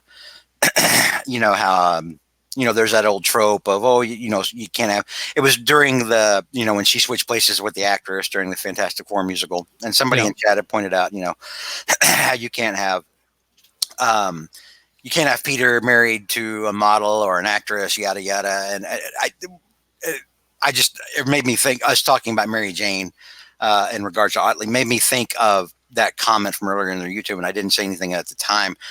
That's always been a specious argument. It always has been. These are two characters, despite her being famous, that knew one another long before she was famous. So that's never carried water. It's one of those old hat arguments that, like, Marvel, people like Waseda regurgitate every now and then, when they're trying to justify bull crap. So don't ever give that one any credence. But, because Mary Jane never wanted to be famous when she became an actor in the first place. But but the thing about Mary Jane is the two of and why it's not a problem if Peter winds up with a famous model or actress is because they were already they were together before she was even famous. So it doesn't at that point it doesn't really matter. But that kind of digresses from us discussing the artwork. I just wanted to I remembered that from earlier and I wanted to talk about it briefly. But yeah, I've liked the artwork. I've liked everything about this, just about. JR, let's hear your 2 cents. Why what do you think of Spencer's 1 year later? I've had mixed feelings because, for example, I didn't like the first story he did. The splitting of Spidey into two, that just all seemed kind of wrong. I didn't like how he handled some of the stuff early on with Aunt May, where it's like, I'm sitting there saying, Peter, gee, Peter, grow some cojones and tell her, that just rang false. And the Craven story, that was, it's funny because these last 3 issues, I mean, I can read them. I've really enjoyed them. How is this the same guy who wrote that in Interminable? How long did that thing last? It was like, what was it? Not counting the stuff. There was like 6 issues plus all those tie-ins. That one, it did run long. It did run long. Yep. I agree with it's like so we have a guy who does these entertaining stories, but then he also has this turgid crap, and then he does Secret Empire. It's kind of like, I don't know how to feel about this guy, but I will give you this though. Even though I think some things, like I said, the early the conversations with Aunt May don't quite seem right now. I mean, it's like, I just can't see Peter not telling her, to be honest. I mean, he told Felicia, for Christ's sake, because Felicia was having, I mean, I mean, it's Aunt May in 800, she was literally attacked by, Carnage and baby Carnage, doesn't she deserve an explanation? Baby Carnage did baby Carnage did Brad at the dead meme, let it go. But I will say this. It's readable. I mean, and yes, I don't mean that as a backhanded compliment. I mean it because when you read a lot of the stuff from the prior 10 years, I mean, I just couldn't believe how many times I went, people don't act like that. People don't talk like that. A person wouldn't, you just sit there and say, that isn't just, I'm thinking of Slot's story where, Aunt May chews out Peter because he ran away and cried when Uncle Ben died instead of taking care of her needs. And then, like, she's chewing him out as Spider-Man is watching this guy assault somebody, and it's like, it'll take you 5 seconds to go and knock that guy out and then run back. I still remember how angry Bailey was over that one. Oh, yeah. You guys remember? Oh, my God. The boy I heard Bailey that podcast. Twisted off on that one. He was So even if I haven't liked the stories, some of the stories, to be honest, although I will say the question about, I think he's getting to a line where everybody is quipping and everybody is funny, but I will give him this: the quips usually are funny. That kind of covers. I think maybe there is a little bit too much of that where everybody is quippy and funny, but at least it's funny. I mean, at least it's amusing to read. So I will say this, even if I haven't liked the stories that much, they're much more readable. I mean, and they're easier to get through and easier to enjoy because of that. So real quick, JR, 2 points on what you were saying. Careful, George. You might get an F-bomb. because so JR, shocking. Yeah. real quick about the everybody being funny in it. We do have it here, especially in Fred's case. It is not nearly as bad as it was during Slot's run. Yeah. Where everyone was trying to throw just random people on the street passing by would try to throw out and be funnier than Spider-Man. But about the Aunt May thing, I would not be surprised if Slot, God bless, pardon me, if Spencer wasn't prepping a situation where she finds out Peter is shocked, but then if she reveals that she's already known. I wouldn't be surprised if that's what we're because what we're that would have synergy, as they say, with the Marvel Cinematic Universe. Yeah, so I wouldn't be surprised if that's or the video game. Yeah, the video game. I wouldn't either, but it's just like to me it's starting to become poor characterization on Peter's part. That's what's bothering me. It's just you've been doing this for so long. May's been through so much. And there were times when I guess when Slot was writing it or whatever, when Aunt May would get on Peter because he disappeared or whatever, and she was thinking he was a bum, and I'm sitting there thinking, you know what, if this were my mother, we would have a talk. I could not deal with my mother thinking that I was a bum, and I would tell her the truth. And so to me, I think it kind of makes Peter start to look a little bit either cowardly or immature or selfish. And I don't think that's him. I think it's bad characterization on Peter's part not to be honest with her. I think it's gotten to that point is what I'm saying. Yeah. What's your 2 cents, Mike, about your year? You know how I knew this book was in really good hands? How? When we got to the issue where Peter was outed or accused of plagiarism for Doc Ock. About that remember we've been complaining the whole time about how he had that degree, that doctorate that he never earned, and then Spencer uses that to equate the fact that Peter realized that he did nothing, just like he didn't do anything when he first encountered the burglar. And that's when I knew that Spencer gets it. He gets what Spider-Man's themes are and everything like this. And I appreciate the fact that he's trying to get Spider-Man back to what he kind of like where he works, instead of doing this weird kind of, he's got all these toys and doing all this kind of pseudo James Bondish kind of stuff all over the world and everything like this. And it's making it more about about him and the people in his world again. That's been fantastic. The fact that we haven't had 17,000 different suits. That we haven't had, a new, type of webbing, every half issue. Pop in. That's been wonderful. It's like, and JR, I was going to ask you this. Even though you're not enjoying the direction of all of the stories and whatnot, would you agree at least that Spencer fundamentally understands the character in a way that Slot didn't and never will, probably? Well, I would say he's consistently showing it. More than Slot did, because I think you got to remember, we used to love Dan Slott, particularly when Spider-Man Human Torch came out. That's true. Spider-Man Human Torch, and then the She-Hulk, where Spidey finally took the stand. That's a great issue. And we were saying, boy, we would like Dan Slott to be the regular writer. So it seemed that he did get it, but then what we got was not, we saw flashes though of it come back when he did the original Renew Your Vows. It was kind of like, where has this guy been hiding? But George, I don't know. I don't know what happened. Maybe he had just spurts of brilliance and the rest of it was all how he normally is. But the problem was, like I think you've all said, he was a plot driven writer. Here's the plot, and everyththing's got to feed into that plot, and all the characters have to be, the square peg in the round hole thing, so yeah, it's, but I thought Slott understood the character, but I don't know what happened in the intervening 10 years. And, but no, I mean, as far as, but it's kind of like I was saying, Nick Spencer is not giving me all those, oh, come on moments, for example.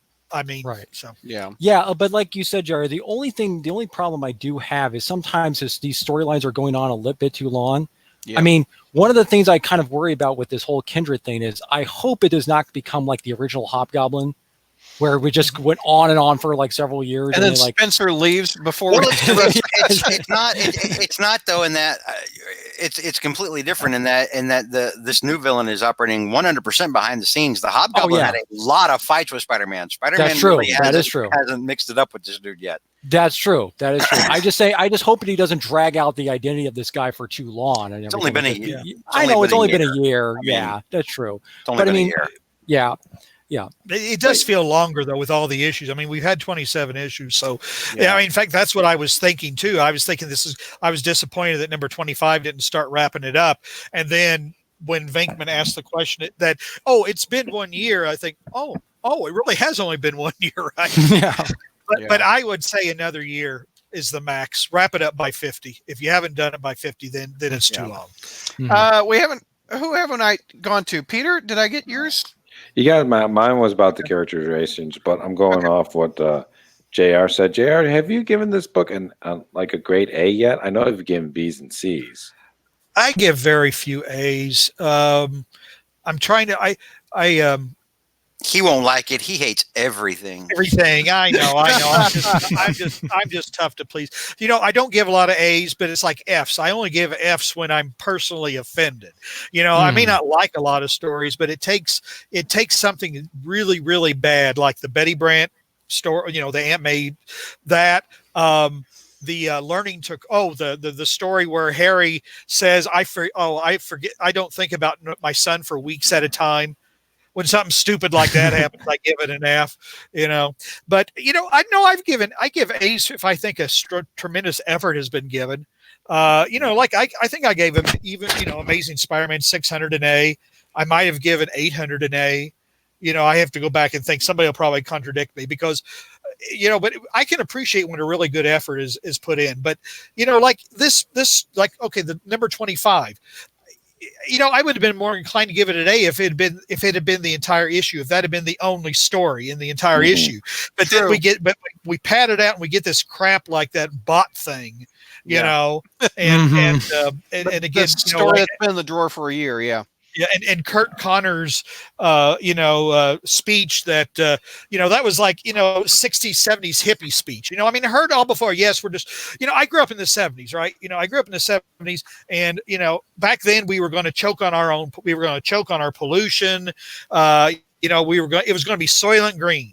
Overpopulate. Seriously, no. I mean, that was why Star Wars was such a sea change, because all the sci-fi movies, Silent Running, Soylent Green, there's another one I'm thinking of. I always think of three of them, but we're going to die. Things like that. Was the one with the space station where they had all the trees in it? What was that one? Silent Running. That was Silent Running? Bruce, okay.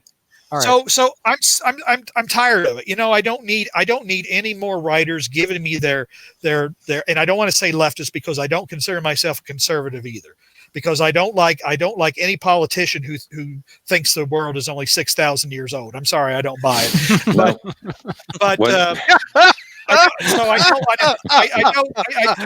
I'm just tired of this leftist bullshit. Tell a story. Don't preach to us. I don't like being preached to. When Spencer gets his hands on Green Goblin, what are you going to think about that? Well, I'll have to wait. We'll have to see it. We'll have to see if the Green Goblin gets. By the way, less Norman Carnage is in Absolute Carnage, JR. I've seen it. Yeah. Yeah. I saw it. Yep. I also saw that stupid little cartoon too, or whatever. But is that in a book? Because I haven't watched I didn't watch that cartoon because I wanted to read the book. Is that an adaptation of the book? I think so. I don't. Okay. I don't think it is. Lord knows there's so many tie-ins to that book. Anyway, I think that's a wrap. Any final thoughts before we wrap this episode up? No, pretty much said what we had to say. All right, YouTubers, we're going to take a little bit of a break, about 5-10 minutes, and we're going to start another broadcast.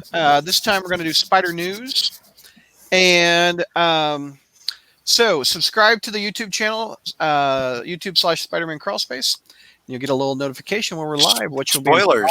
You want to come back? There's Ditko news. I have Ditko news, and I have off the wall news stories for JR and George and Off the wall. off the wall. Oh, I didn't even know the synergy of that. Yeah, off the wall news stories. We'll be back in about 10 minutes. All right.